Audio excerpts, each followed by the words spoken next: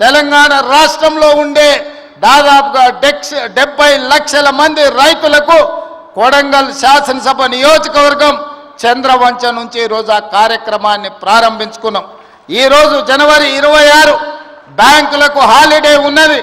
రాత్రి 12 గంటల తర్వాత ప్రతి రైతుకు, రాష్ట్రంలో ఉన్న వ్యవసాయ భూమి ఉన్న ప్రతి రైతుకు రాత్రి 12 గంటల తర్వాత ప్రతి ఎకరాకు 6,000 రూపాయలతోని మీ ఖాతాల్లో మీ నగదు టకీమని పడే విధంగా ఈరోజు కార్యక్రమాన్ని తీసుకున్నాం.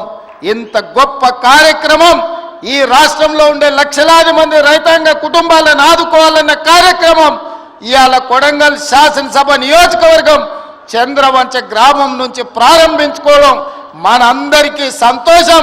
ఈరోజు రాష్ట్రం మొత్తం చంద్రవంచ వైపు చూస్తుంది అంటే రైతుల కళ్ళల్లో ఆనందం మనం ఈ వేదిక మీద నుంచి చూడాల్సిన అవసరం